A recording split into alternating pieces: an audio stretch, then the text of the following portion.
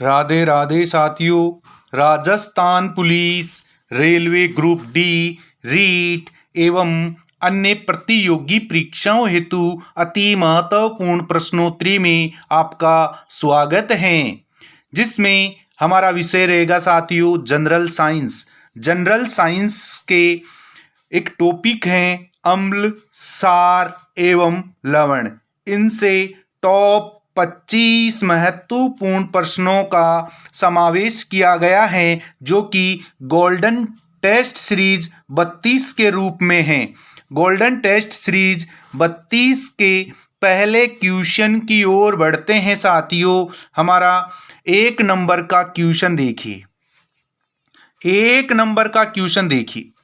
चूने के पानी में CO2 कार्बन डाइऑक्साइड प्रवाहित करने पर चूने का पानी हो जाता है। कैसा हो जाता है साथियों?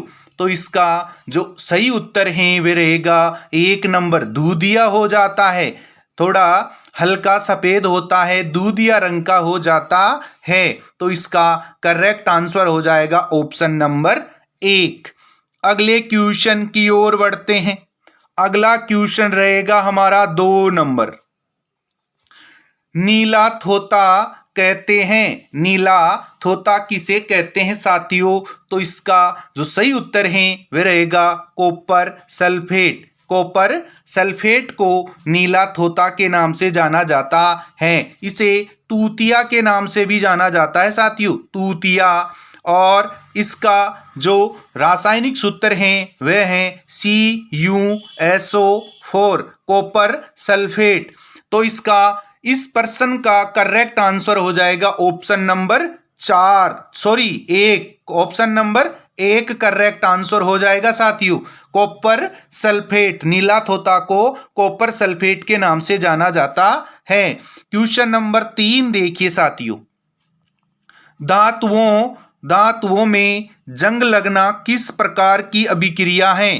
धातुओं में जंग लगना किस प्रकार की अभिक्रिया है? तो इसका जो सही उत्तर है वह रहेगा ऑप्शन नंबर 2, रासायनिक अभिक्रिया। धातुओं में, लोहे में जो लोहा धातु है उसमें जंग लगने की जो क्रिया होती है वह रासायनिक अभिक्रिया होती है। तो इसका करेक्ट आंसर हो जाएगा ऑप्शन नंबर 2।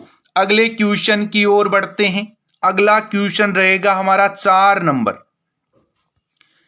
शरीर में अम्ल सार का संतुलन कौन बनाता है? हमारे शरीर में अत्यधिक अम्ल हो जाए, अम्लता हो जाए या अत्यधिक सारीयता हो जाए, तो इसको बैलेंस बनाने का कार्य कौन करता है हमारे शरीर के अंदर? तो इसका जो सही उत्तर है वह रहेगा ऑप्शन नंबर 2, गुर्दे द्वारा। गुर्दे का कार्य है अम्ल और क्षार का बैलेंस बनाने का कार्य होता है। तो इसका करेक्ट आंसर हो जाएगा ऑप्शन नंबर 2 साथियों। अभी तक आपने इस वीडियो की लिंक को अपने दोस्तों में शेयर नहीं किया है तो शेयर अवश्य करें और कमेंट और लाइक करना भी ना भूले साथियों, जिससे हमें आपके लाइक और कमेंट करने से मोटिवेशन मिलता है। मोटिवेशन के कारण हम आपको और अच्छे से अच्छा देने की कोशिश करेंगे साथियों। तो अगले क्वेश्चन की ओर बढ़ते हैं। अगला क्वेश्चन रहेगा हमारा 5 नंबर। मोहर लवण, मोहर साल्ट है, क्या है एक प्रकार का मोहर लवण? कैसे तैयार किया जाता है? तो इसका जो सही उत्तर है वह रहेगा ऑप्शन नंबर 3, करेक्ट हो जाएगा द्विक लवण। इसको मोहर लवण को द्विक लवण के नाम से जाना जाता है। द्विक 2 लवणों के द्वारा मोहर लवण तैयार किया जाता है। तो करेक्ट आंसर हो जाएगा ऑप्शन नंबर 3।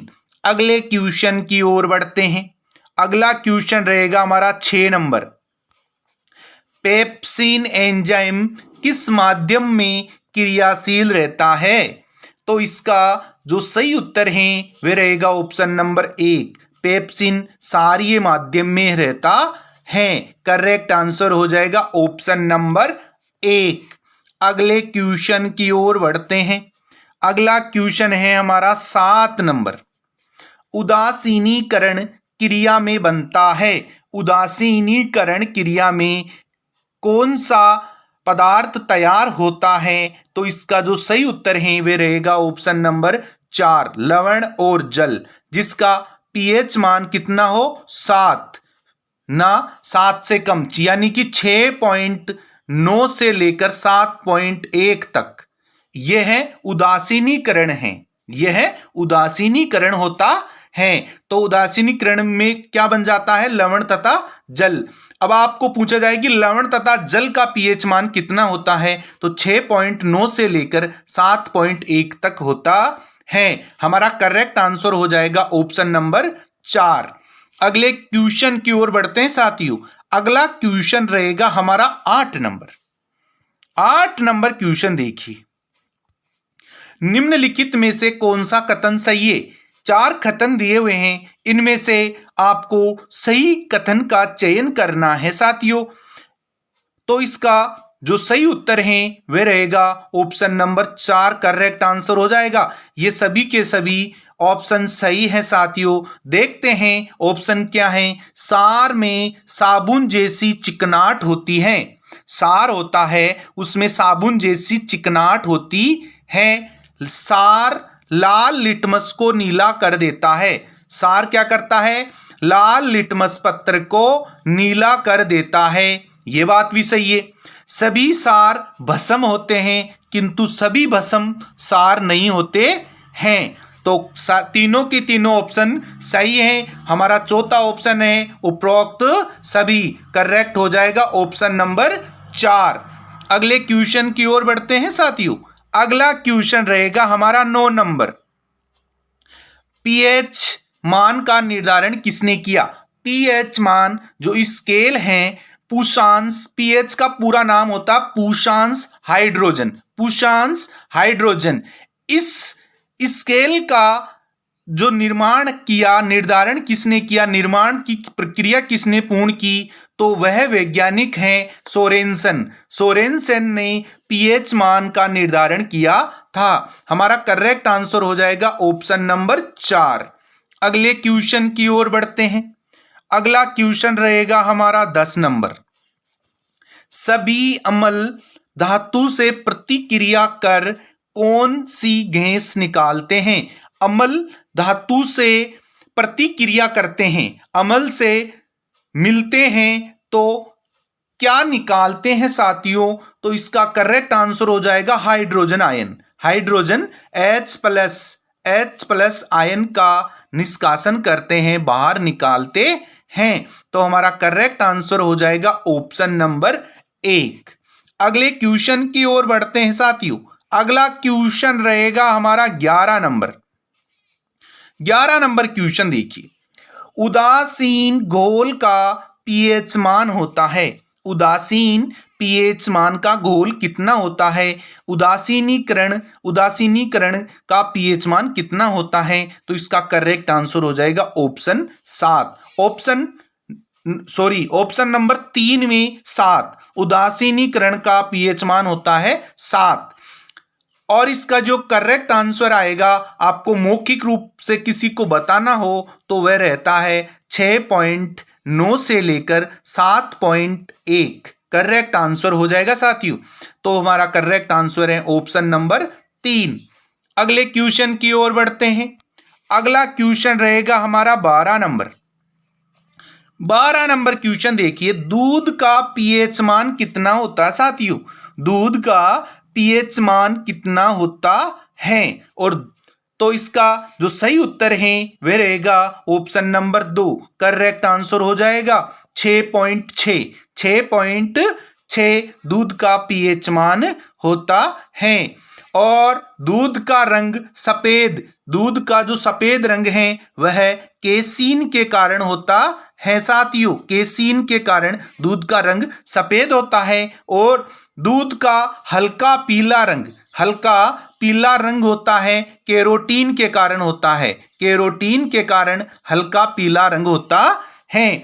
तो हमारा करेक्ट आंसर हो जाएगा ऑप्शन नंबर 2। अगले क्वेश्चन की ओर बढ़ते हैं। अगले क्वेश्चन की ओर बढ़ने से पहले 3 बार राधे राधे राधे।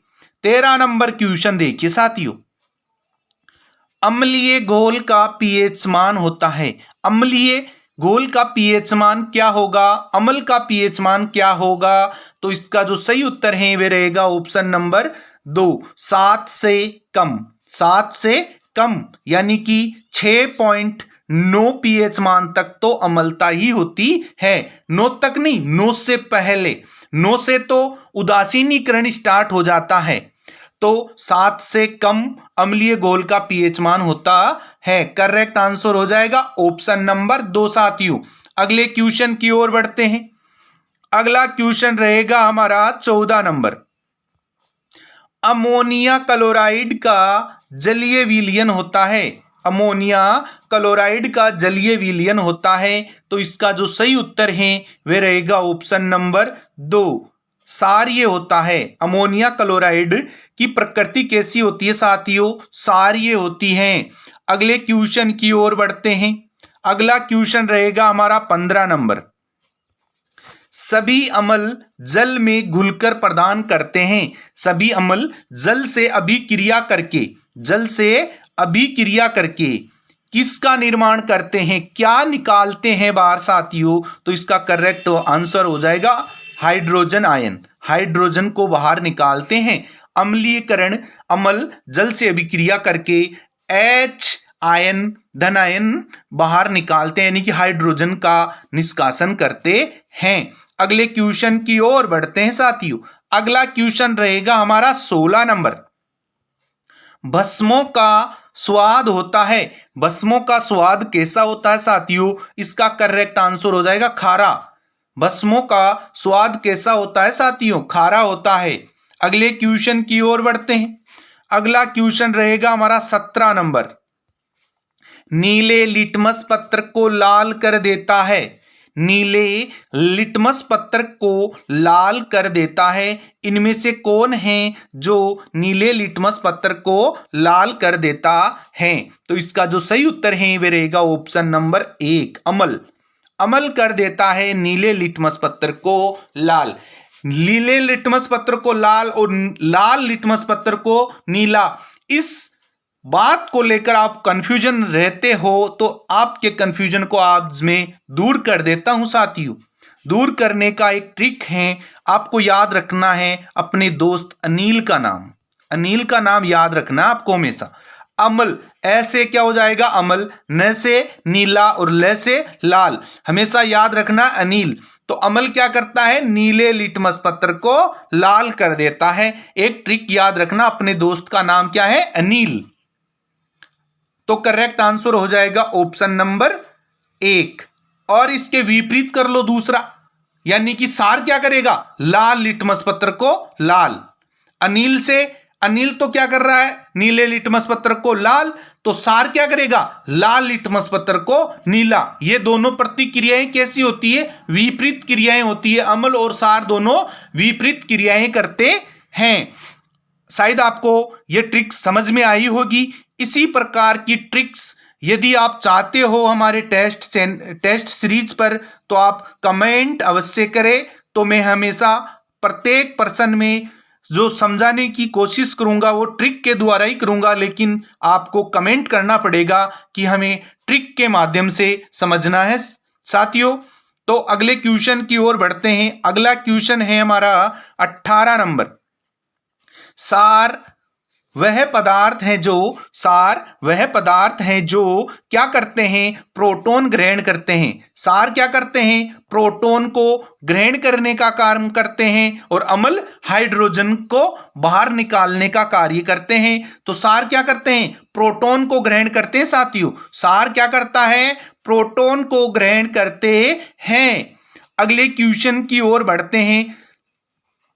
इसको भी याद करने का ट्रिक है, सार प्रो याद रखो साथियों। इसको सार प्रो ग्रहण करता है। सार प्रो ग्रहण करता है। तो याद रहेगा कि सार प्रोटॉन को ग्रहण करता है। इसी ट्रिक के माध्यम से आप अपनी मंजिल पा सकते हैं साथियों। हमेशा एक शब्द को दूसरे शब्द से जोड़कर याद करोगे तो आप निश्चित ही मंजिल प्राप्त कर सकते हैं। अगला क्वेश्चन रहेगा हमारा 19 नंबर साथियों। 19 नंबर क्वेश्चन देखिए, पीएच मूल्यांक दर्शाता है। पीएच मान जो मूल्यांक है वो क्या दर्शाता है? तो इसका जो सही उत्तर है वे रहेगा ऑप्शन नंबर 2, किसी घोल को के अम्लीय या क्षारीय होने का मूल्यांकन।